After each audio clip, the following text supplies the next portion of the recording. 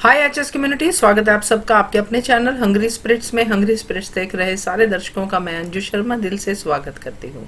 तो आ गई हूँ आपके रिव्यूज लेकर। जी हाँ, बड़े प्यारे प्यारे रिव्यूज है, सुनाती हूँ। पहले वही निवेदन, जिन्होंने अभी तक चैनल को सब्सक्राइब नहीं किया है कृपया कर लीजिए, साथ में दोस्तों बेल आइकॉन दबाइएगा ताकि आपको हमारे वीडियोज के नोटिफिकेशन मिलते रहें। शुरू करते हैं अनुपमा से। जी, मैं सोच रही अनुपमा के लिए मुझे एक पल के लिए ना, मुझे काश अनुज भी होता उस नए घर के लिए। जब दिखाई देता है गलती से जोशी है, ये वो सीक्वेंसेस और कंपटीशन का जो बोर्ड 40 लाख, अनुपमा जीतेगी। अनुपमा को 40 लाख, ऑफकोर्स वो दिग्विजय जी, इन दोनों, उन सबको, अनु किरोसिया और लव यू जिंदगी, उसको मिलेगा। और Digvijay make sure takes it. यही हमारा, आपने सही कहा अंजू जी, ये होगा। मुझे भी ऐसा लगने लगा कि जिस तरह दिग्विजय ऐसे कर रहा है ना, हर बार एंग मदद करना। और मुझे एक पल के लिए, मुझे प्रेम के लिए काश वो पुराना वाला प्रेम होता तो क्या होता। तो ये सब नहीं होता। और फिर से वार्निंग कर रहा है, घटिया सोच, बस लाभ कैसी भी तरह। कभी सोचा नहीं था कि वो इतना गिरेगा। पर क्या जवाब दिया था प्रेरणा ने, हाजिर जवाब तो देने सीख गई। और ये तोशु पाकी क्यों झेल रहे हैं, दिग्विजय को पता है। अनुपम क्यों कब, मुझे मुझे आई डोंट नो। इतना बड़ा कारण होगा, इतना मुझे पता है अनु के जान के बारे, लेकिन क्यों सहना। ये यहाँ कर जानबूझकर वो कर रहा है। अगर किसी को उसको फंसना, मतलब वो उसको सिखाना है सबक, उसी की गेम को उसी पर मुंह पर मारना है। जानबूझकर कुछ कहना है कि ये हो गया, तो सीधे वहाँ पर जाएगा। तो बाद में जब पता चलेगा वो कर रही है, तो पता चलेगा, फिर दोषों को भी बैंड बज जाएगी। ये क्या ना, अगर आपको कुछ सबक सिखाना है, उन्हीं के गेम से उन्हीं पर मारना है। ये जिंदगी में रियल में भी और रील में भी यही करना पड़ता है। क्यों ना, कुछ लोगों को सीधे तरीके से, सही तरीके से उनको पसंद नहीं होता। कभी उंगली उंगली भी टेढ़ी करना पड़ता है। अनुज भी कहता है कि पेट थोड़ा टेढ़ा होना चाहिए, घास थोड़ा टेढ़ा होना चाहिए, तभी वो काटने के लिए सोचेंगे। यू कर दिखाना चाहिए। वो कोई कोई लोग ना शांति से जिद हो जाते हैं, जिद्दा होता है। ऐसे मैंने भी देखे हैं जिंदगी में।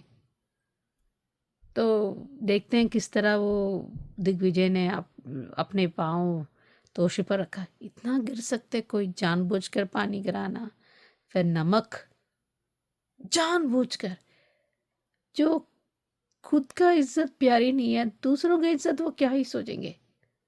वो कित की नज़र के वो गिर चुके हैं और गिर रहे हैं, और कितना लेवल गिर जाएंगे मुझे भी समझ में नहीं आया। कोई लेवल है या नहीं, अभी देखते हैं क्या होता है। अभी और है, इतना आसान नहीं होने वाला शादी। और कई बार पता नहीं, ये भी है कि वो बैचलर पार्टीज वो पिक दिखाई नहीं दे रही। पर वो भी अगर थोड़ी देर अनुपमा गई भी, वो पैनिक शुरू हो जाएगा। छोटा सा ट्विस्ट होता है ना हमेशा। लेकिन कान्हा जी है ना, सब देखेंगे। जो उनके मन में भर गया ना, तो ठीक होगा। अनलेस कुछ गौतम ने किया है, देखते हैं, कुछ भी हो सकता है। लेकिन बच्चों का कस्टडी माँ ही विल मेक श्योर अंश और प्रेरणा को ही मिलेगा। अभी देखते हैं। हेलो अंजू जी, नवीन जी, नमस्ते। और सभी को सुजाता का प्यार भरा नमस्ते। एपिसोड देखा, ठीक था। अनुपमा कहीं से आ रही है, उसको वो घर फिर दिखा है और वो घर के बाहर बैठ गई है। और जो है वहाँ पे वो ब्रोकर आया है। और जब वो उसको ये लगा है कि अनुपमा ही वो है जो घर खरीदने आई है, मतलब जिससे उसकी बात हुई है, वो दोनों जोशी जोशी हैं जो बाद में कपल आया है। वो कह रही है कि मैं इस घर को पहले भी देख चुकी हूँ, लेकिन वो कह रहा है कि ऐसे नहीं देखा होगा, वैसे नहीं देखा होगा। अनुपमा घर में आके अपने घर के सपने में खो गई है और जो है उसे लग रहा है कि ये घर उसका खुद का अपना है और उसको बिल्कुल अपने घर जैसी वाइब्स आ रही है। जब वो घर से निकल रही है तो उसकी अंतरात्मा ने भी कहा है कि तू सबके लिए कान्हा जी से मांगती रहती है, तो कभी तो अपने लिए भी कुछ मांग। तब उसने कहा कि जो मेरा है वो मेरे पास आकर रहेगा और मेरे को मेरा अपना चाहिए, जो उसके हक का है। वो किसी और के हक पर डाका नहीं डालती, किसी का हक छीनती नहीं, कुछ करती नहीं। वो तो उन लोगों में से है कि जो दूसरों के लिए अपनी खुशियाँ तक कुर्बान कर दे। जैसे कि पहले भी इसने किया है, ये माया के लिए इसने अपनी सारी खुशियाँ त्याग दी थी। वरना माया का सच जानने के बाद कोई भी जो है कोई भी औरत जो है ऐसे लोगों को अपने घर पर नहीं रखता। लेकिन इसने अनुपमा ने माया को अपने घर पे रखा भी, उसे पूरा सम्मान दिया, सब कुछ किया। खैर, लेकिन जो लोग अपने आदतों से मतलब आदतों से मजबूर होते हैं, वो अपनी हरकतों से कहाँ बाज आते हैं, जो माया ने बाद में किया ही था। इस घर का अनुपमा के जीवन से कुछ ना कुछ कनेक्शन तो है। अब देखना पड़ेगा कि ये क्या कनेक्शन निकलता है, ये अनुज से रिलेटेड होता है या ये श्रुति का इसका इससे कुछ लेना देना है। वैसे ये तो मैंने अपने बहुत पहले अपने ऑडियो में कहा भी था कि अगर कहीं ऐसा ना हो कि इसकी गिद्ध की नज़र जो है इस घर पे भी पड़ जाए और ये अनुपमा से छीन ले। ऐसा तो हो कर सकती है, पर ये ओनर होगी ये नहीं हो सकता, क्योंकि अगर ये खुद इस घर की ओनर होती तो ये कोठारी इसके घर में क्यों पड़ी होती, होटल में क्यों जाके टिकती। ये तोशु और पाखी ने तो अपने घटियापन की सारी हदें पार कर दी हैं और ये कितना गिरेंगे। मतलब गिरने की भी एक लिमिट होती है, तो उससे भी ज़्यादा नीचे गिरते जा रहे हैं। दोनों ऐसे बिहेव कर रहे हैं जैसे इस कैफ़े के मालिक, कर्ता धर्ता सब ये दोनों हों और बंकू को जो है नीचा दिखाने के लिए इन लोगों ने जो हरकतें की हैं वो तो बिल्कुल ही घटिया थी। और जब इसने पाखी ने इसके बंकू के पैर पे अपना पैर रखा है, पहले तो ये तोशु बड़ी खी करके हंस रहा था, लेकिन जब वही काम दिग्विजय जी ने उसके पैर पे पैर रख के किया तो उसकी चीखें निकलनी शुरू हो गई हैं और कह रहा है कि पाखी से पैर हटा पैर हटा पैर हटा। अरे तुम ऐसा हरकतें करते ही क्यों हो। लेकिन तब तक वहाँ पे अनुपमा आ गई है और अनुपमा ने पूछा भी है कि क्या हुआ है, लेकिन किसी ने कुछ बताया नहीं है, क्योंकि जो समझदार लोग होते हैं वो चुगली नहीं करते। और इधर ये प्रेरणा और अंश कहीं से आ रहे हैं तो इसने श्रुति ने उसको ताना दिया है। अरे ताना देने से पहले अपने गिरेबान में झाँक कर तो देख लो, क्या कह रही है कि तुमने हमें 2 बार धोखा दिया है। दूसरा कौन सा धोखा दे दिया, पहली बात तो ये समझा दो। अगर उसने उलट के पूछ लिया होता प्रेरणा ने कि भाई तुम मुझे ये बताओ कि मैंने तुम्हें क्या धोखा दिया है, कैसे धोखा दिया, ये तो समझा दो, तो उसके पास शायद कोई जवाब होता नहीं श्रुति के पास। और प्रेम क्या करे कि एक वक्त तो तुम मेरी दोस्त थी और मैं उस नाते करूँ कि ये तुम इस शादी में खुश नहीं रहोगी। तुम होते कौन हो समझाने वाले। आज एक सीन मुझे अच्छा नहीं लगा, ये कि वो राही क्या कह रही है कि मैं अपने ससुराल जो है मतलब अपने मायके जाना चाहती हूँ, पर तुम साथ चलो। लेकिन क्यों चलो, क्यों मनाना है उसको मायके जाने के लिए। छोड़ो भाई उसको, जो अपने इतने नखरे दिखा रहे हैं कि तुम अगर हम वो दिग्विजय सुधाकर हमारे घर में हमसे माफ़ी मांगेगा तो मैं तब आऊँगा। तो ऐसे लोगों को तो अपनी जूते के नोक पे रखो। पर पता नहीं लोगों को जो है लोगों को अपने जो है ना सिर पे चढ़ाने का नतीजा भी यही होता है और राही अब ये भुगतने वाली है, क्योंकि ज़रूरत से ज़्यादा ये प्रेम को अपने सिर पर चढ़ाती जा रही है। और जिस दिन ये इसकी सारी सच्चाई आएगी राही के सामने प्रेम की, उस दिन ये सिर से तो उतरेगा ही उतरेगा, दिल से और नज़रों से भी गिर जाएगा।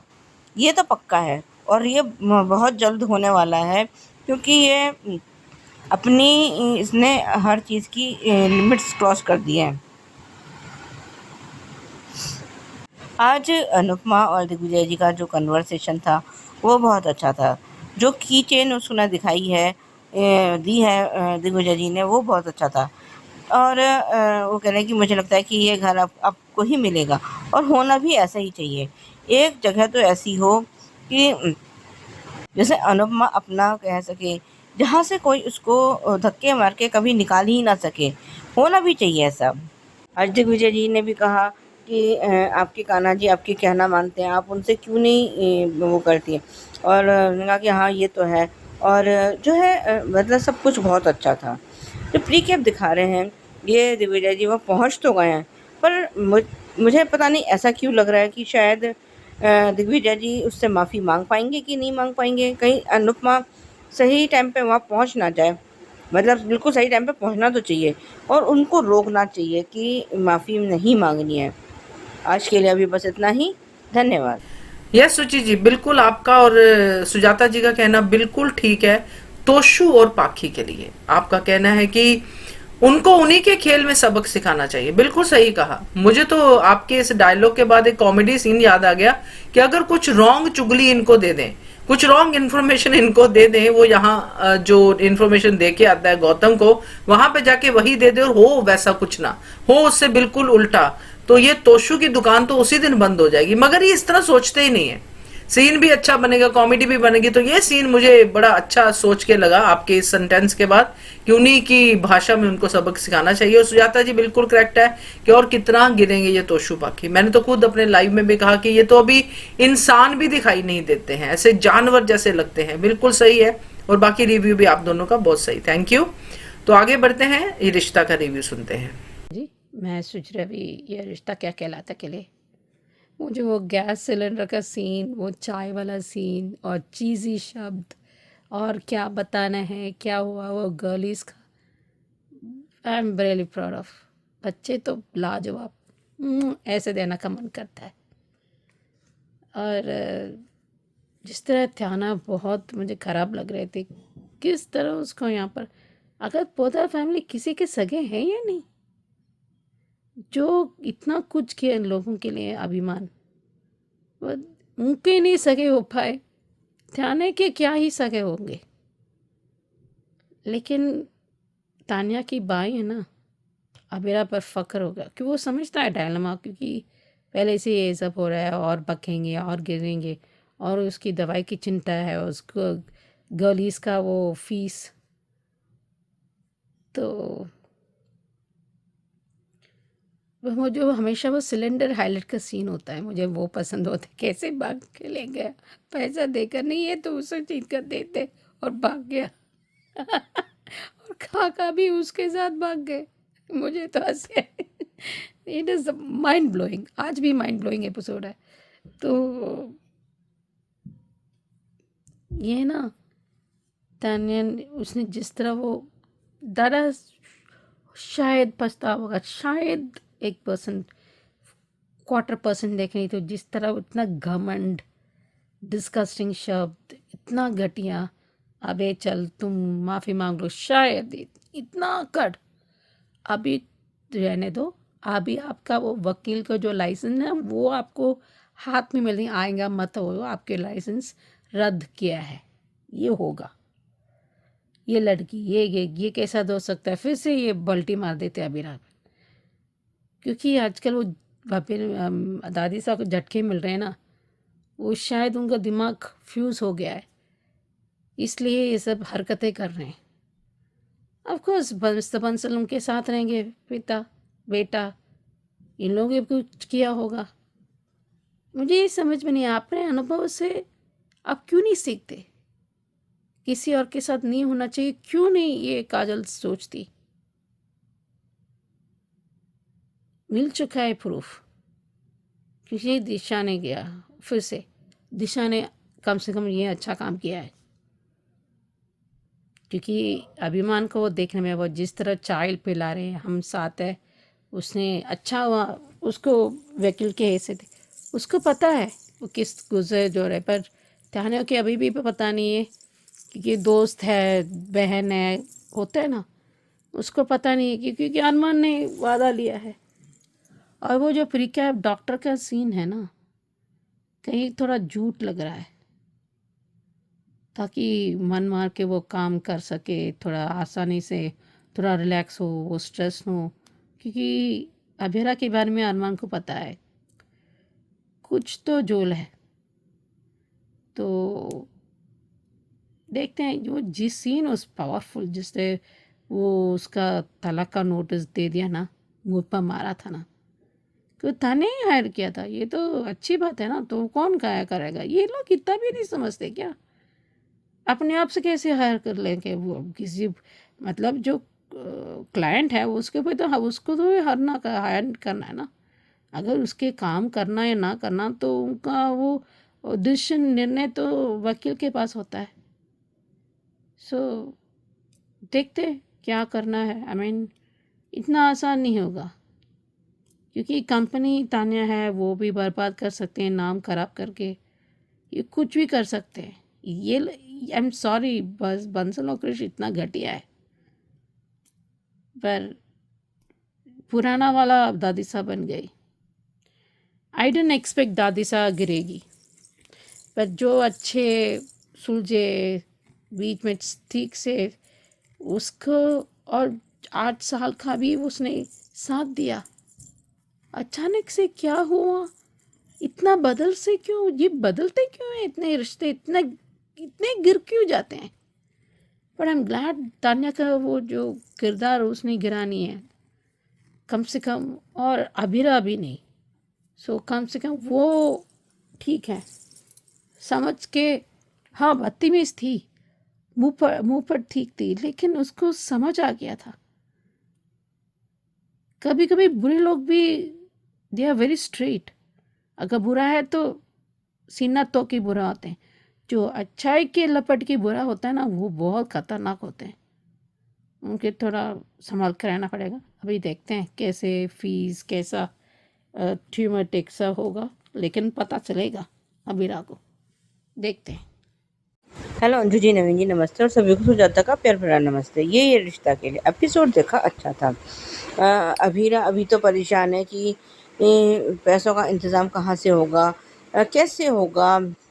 इधर मायरा और मुक्ति ने इन सब झंझटों से मतलब अभीरा को मुक्त करने का जो रास्ता सोचा, पर वो गलत था।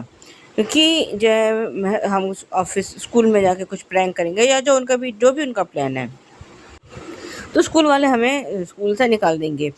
जो है पर इससे इनकी एजुकेशन पर तो असर आएगा ना।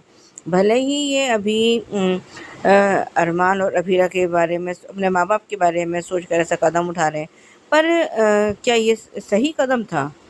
मुझे तो नहीं लगता। कैफ़े में अभीरा अपने क्लाइंट का इंतज़ार कर रही है और उसके पसंद के जो भी सामान आया है वो देख के हैरान है, लेकिन तो पता चला कि उसकी क्लाइंट कोई और नहीं बल्कि तानिया। पहले तो अभीरा ने तानिया का केस लेने से मना कर दिया है, लेकिन अगर कृष्ण ने अभीरा के साथ बदतमीज़ी नहीं की होती, वो सब घटिया बातें नहीं कही होती, तो शायद ये अभीरा तानिया का केस लेती ही नहीं। जब कृष्ण ने ये सब बातें कही हैं, तो उसने उसी वक़्त ये फ़ैसला कर लिया कि तानिया को अभी इस टॉक्सिक रिश्ते से उसको आज़ादी दिलवानी ही दिलवानी है। क्यों वो बेचारी घुट-घुट के जिए, क्यों वो ये सब सहे। इधर अरमान घर में कुछ काम कर रहा है, कुछ खाना बना रहा है, जाने क्या कर रहा है, जो भी कर रहा है, पर गैस ख़त्म हो गई। तब तक विद्या का फ़ोन आ गया। अब वो उसने किसी ने विद्या को कोई खबर दी तो है नहीं। अब उसके पेट में तो जो है, पेट में इतनी ज़ोर का दर्द उठेगा कि वो उल्टे पाँव या उल्टे सिर जो है ना भागती चली आएगी। क्योंकि जब उसे ये पता चला है कि भाई गैरेज वाले नीलेश काका ये किसी हेल्पर कर रहे हैं या वो उनके घर में क्या कर रहे हैं, अब उसे क्या पता कि वो लोग गैरेज वाले घर में शिफ्ट हो गए हैं। और आज तो ये पक्की तौर पे अभीरा का पति बन गया। जिस तरह से अभीरा जुगाड़ करती थी, आज वैसा ही जुगाड़ कुछ अरमान ने भी किया है। लोगों को जैसे बेवकूफ़ बना के करके और सिलेंडर लेके आया, वो मस्त था। क्योंकि अब जो है विद्या से ये द्वारका में तो रुका जाएगा नहीं, क्योंकि उसको किसी बात की भनक तो है नहीं। तो अब पक्की तौर पर ये देख लेना 1 या 2 दिन में आपको इसमें पोद्दार हाउस में दिखाई देगी। अभीरा पोद्दार हाउस के बाहर आई है और ये लोग दिशा के घर जाने के लिए तैयार है। और लेकिन आज जब दिशा ने अभीरा को देखा है, पर एक सीन और मुझे बहुत अच्छा लगा था, जब इसने अभीरा ने अपने पैर से कीचड़ उछालकर इसके दामन पे डाला है। होना भी ऐसे ही चाहिए। जो दूसरों की बेइज्जती करते हों, दूसरों के लिए गड्ढे खोदते हों, दूसरों की मतलब उनके साथ बदतमीज़ियाँ करते हों, तो उनके साथ भी ऐसा ही होना चाहिए पब्लिकली, जो अभीरा ने किया। और जब ये वहाँ पर पहुँची है, तो ये कावेरी पोद्दार क्या कह रही है कि तुम हमारे घर में, ये कह रहे हैं पहली बात तो आप देख लीजिए, मैं आपके घर के बाहर खड़ी हूँ, मैं आपके घर के अंदर पैर रखा भी नहीं है। और जो आज अभीरा ने डायलॉग्स बोले हैं वो बहुत बढ़िया थे। और जिस तरीके से उसने अभीरा ने वो डिवोर्स पेपर जो है उसके कृष के उस पर फेंक के मारे हैं, होना भी ऐसे ही चाहिए। फूफा सा तो एज यूजुअल अपने बेटे का साइड ले गई। उनको अपने बच्चों में कमियां कहाँ नज़र आती हैं। अभीरा ने साफ साफ बताया है कि मैंने जो है इसके खिलाफ सबूत देखकर ही मतलब इसके खिलाफ केस फाइल किया है। होना भी क्योंकि इतने सारे सबूत देखने के बाद, इतनी सारी चैट्स पढ़ने के बाद, तो क्यों ना करे वो। और आज इसको अमीरा को देख के दिशा का के चेहरे का जो रंग उड़ा था वो अच्छा था। उसको लगता है कि शायद अभी ये इस घर में वापस आना चाहते हैं, पर वो ऐसा है नहीं, वो आएंगे भी नहीं। पर दादी सा हैं, वो तो मानने को तैयार नहीं। कृष ऐसा नहीं कर सकता, हमने उससे ये कहा था, हमने उससे, अरे वो धोखा देने में माहिर है। वो आपको भी धोखा दे रहा है, वो तानिया को भी धोखा दे रहा है, वो सबको धोखा दे रहा है। उसकी गर्लफ्रेंड है। अब ये फिर एक का जो BTS हमने देख रहे हैं, ये कावेरी पोद्दार फिर एक गलती करेगी कि ये वो उससे रिश्ता तोड़ दो, मेरे सामने फ़ोन करो। पर जो इतने सालों से तुम लोगों की आंखों में धूल झोंकता आया हो, वो क्या वो सुधर जाएगा? अरे क्या पत्नी क्या सुधार केंद्र होती है या सुधार गृह होती है, क्या होती है जो तुम्हारे बिगड़े हुए औलादों को सुधारती रहे? सच में मुझे अब कावेरी पोद्दार जितनी पहले अच्छी लगती थी ना, अब तो मतलब बिल्कुल भी नहीं अच्छी लग रही। अब कहीं ऐसा ना हो कि कावेरी पोद्दार तो बिगड़ रही है, उधर विद्या पोद्दार सुधर जाए। फ्लिप होता रहता है ना इन लोगों का। तो अभी इन सब की बातें चल ही रही थी कि इतने में वहाँ पे अरमान भी आ गया। तो उन्होंने कहा कि फिर क्या कर लोगी? तो उसने कहा कि जो मेरे अभिनय ने कहा है वो अब तो वो होकर ही रहेगा। और इसका मतलब ये है कि अभी हम जल्दी ही कोर्ट में मिलेंगे। और अब कृष की जो है जान आफत में तो आ ही चुकी है। और जो प्रीकेप दिखाया गया है, डॉक्टर ने अभीरा को बुलाया है और उसका कि ऑपरेशन की ज़रूरत नहीं पड़ेगी। और ये दोनों मायरा मुक्ति भी अब सब साथ में है। इसका मतलब कि इन लोगों ने क्या बता दिया है कि हमें पता है कि पापा को ब्रेन ट्यूमर है, क्योंकि तो चारों साथ में हैं। इसका मतलब इन दोनों को भी पता ही है। खैर आज के लिए अभी बस इतना ही। धन्यवाद। यस सुचि जी, बिल्कुल करेक्ट है आपकी बात कि पोद्दार फैमिली किसी की भी सगी नहीं है। अब देखो तानिया का भी क्या हाल है। इन्हीं के घर में रह के इनको नहीं पता कि तानिया के जीवन में क्या चल रहा है। ये सिर्फ तानाशाही करना जानते और कुछ नहीं। और सही कहा आपने मायरा मुक्ति के बारे में कि वो अच्छी लगी आपको बच्चों का ये अपने पेरेंट्स के प्रति सोचना, केयर करना अच्छा लगा। और चाय सीन तो माइंड ब्लोइंग था ही, मजेदार था। तो सुजाता जी बिल्कुल करेक्ट कहा आपने विद्या के बारे में कि उसके पेट में तो दर्द होना शुरू हो जाएगा कि मेरे अरमान के साथ हो क्या रहा है, ये वहां का काका यहाँ क्या कर रहा है हमारे घर पे। तो भागी भागी आ जाएगी ये द्वारका छोड़कर, बिल्कुल करेक्ट है। और अभीरा के बारे में भी आपने सही कहा है, जो अभीरा जुगाड़ करती थी और अरमान ने वही जुगाड़ किया, तो अच्छा लगा। तो बढ़िया रिव्यू आपका भी, थैंक यू सो मच। तो आगे सुनते हैं क्यूकी का रिव्यू। नमस्ते अंजीना जी, मैं सुच रवि क्योंकि सीज़न 2 के लिए मैंने इसलिए आज यहाँ पर किया। तो ये हमेशा एक खूबसूरत जगह है, तो मैंने सोचा कि हम ऐसे करते हैं तो थोड़ा और ब्यूटीफुल पिक्चर्स दिखा सकते हैं। तो दरअसल बात है कि लोग इतना आसानी से षड्यंत्र फंस जाते हैं। एटलीस्ट सबके दिमाग हैं, सब बिजनेस हैं, लॉयर है, वकील है, पर मुझे हैरत होती है कि तुलसी, मैं नहीं कहती वो जानबूझ कर करती, वो जानबूझ कर ऐसे करने में इंसान नहीं है, बहुत स्ट्रेट है, दिल की है, इमोशनल लोग हैं। बट क्या है ना, क्या बात हो, क्या उनकी वो फंस जाते हैं, हो जाता है, बहुत आसानी से फंस जाते हैं, क्योंकि वो एक प्रोटैगनिस्ट है। कैसे इज़ बियॉन्ड, मुझे क्या लगता है ना, ये खुद ही मुझे हमारे तमिल में एक से होता है, मैं थोड़ा सा ट्रांसलेट कर कोशिश करती हूँ। क्या है कि और बेबी को पिंच करो और क्रेडल को भी धक्का दो, ऐसे कर रहे हैं। जानबूझ कर परेशान खड़ा करता है, वो रेस्पेक्ट करता है वैष्णवी को, रियली सीरियसली मुझे यकीन नहीं होता। सिर्फ अपने मतलब को पूरा करने आप कुछ हद तक जाओगे। और माँ भी इसके साथ है और बन रही बेचारी, और नंदिनी भी। मतलब अगर गुस्सा होना है कि वो उम्र में बड़ी है, थोड़ा तो उम्र के रियाज करो। और दामिनी भी कमाल है, जिस तरह बात, जैसे वो चीप जैसे वो प्रोनाउंस या बात करने में बहुत चीप हरकतें के वो कर रही है, वो गलत बात है। क्योंकि सर्कमस्टेंसेस वाज अलाउ, वो हालात ऐसे बन गए हैं कि क्योंकि नंदिनी बहुत कोमा में जाते हैं कि कई बार वो गारंटी नहीं है, तो इसलिए वो बच्चे को माँ की ज़रूरत होती है, क्योंकि बार बार तानिया उसके देखभाल कर रही, तो that created the circumstances. Normally कि कोमा में जाए तो नहीं कर पाएंगे। तानिया अपनी दोस्त को मदद करने के लिए वो ऐसा सिचुएशन क्रिएट हो गया, या क्रिएट कर रहे हैं, मैं नहीं कह सकती। आई नो सलेम एक्सक्यूज़ कहते हैं कि एक इंसान वो कोमा में चढ़ गया, वो एक बच्चे को पूरा परिवार पाल नहीं सकते हैं क्या? ये भी है एक तरह की, वो भी इट्स अ वैलिड पॉइंट होता है। लेकिन कोई बार ये जो माँ ही सबके करना है, क्या है परिवार, क्या होता है? कहते हैं ना कि एक बच्ची पालने में परिवार भी कम हो जाते हैं। तो इसलिए मैंने सोचा कि देखो ऐसा क्यों होता है। ठीक है, ड्रामा बनने का एक और तरीका भी हो सकता है, क्यों यही होना है। मुझे कि ये भी लगता है कि आप शादी तक वो जाएंगे, बट इनमें बीच में वो फंस जाएगा।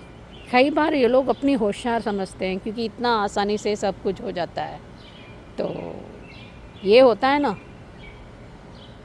तो इसलिए मैं सोचती हूँ ये ज़रूर नियति और रियांश फंसेगा ही फंसेगा। बहुत ओवर कॉन्फिडेंट हो जाते हैं ना, अपने आप को तोप समझते हैं। गुस्सा होना जायज़ है, लेकिन आपको पूरी बार क्यों नहीं कोई भी चीज़ छानबीन की नहीं होता है? हर बार इतना क्यों तुलसी छुपाई थी? क्यों बताना नहीं चाहिए? ये सब हुआ, हालात ऐसा बन गया तो ये हुआ था। और तुलसी भी मान रही थी कि वो क्यों मानना है, शादी क्यों करना है?